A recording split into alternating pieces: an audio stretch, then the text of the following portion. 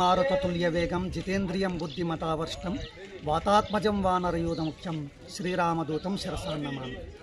రాజక్కపేట గ్రామంలో గత మాసం క్రిందట చైత్రమాస బహుళ పంచమి ఏప్రిల్ 18వ తారీఖు రోజున స్వామివారి ప్రతిష్టా మహోత్సవం ప్రారంభమైనది.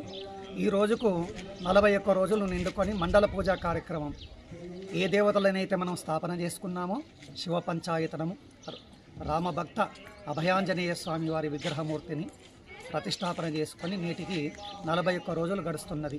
ఈ సుముహూర్తమున ఆవాహిత సర్వదేవత పూజల హోమములు, అభిషేకములు, అర్చనలు స్వామివారికి అంగరంగ వైభవపేతముగా జరిగినది. ఎందరో భక్తులు విచ్చేసి ఆనందంగా తీర్థప్రసాదాలు స్వీకరించి ఆ యొక్క రామభక్త అభయాంజనేయ స్వామివారి అనుగ్రహానికి పాత్రులైనారు. చారిత్రకమైనటువంటి అధునాతనమైనటువంటి గుడిని పునరుద్ధరణ చేస్తూ ఇక్కడ కోరిన వారికి కోరికలను తీర్చే కొంగు బంగారమైనటువంటి ఆంజనేయ స్వామి వారి మహత్యం ఉందని ఎందరెందరో పూర్వీకులు తెలియజెప్పుతూ ఉన్నారు. ఇప్పటికీ కూడా మొక్కిన వారికి అనుకున్నటువంటి కోరికలు తీరుతున్నాయి ఈ యొక్క అభయాంజనేయ స్వామి వారి దర్శనము చేత. హరి ఓం తత్సత్. మారుతతుల్యవేగం జితేంద్రియం బుద్ధిమతావర్ష్టం వాతాత్మజం వానరయూధముఖ్యం శ్రీరామదూతం శిరసాన్నమామి.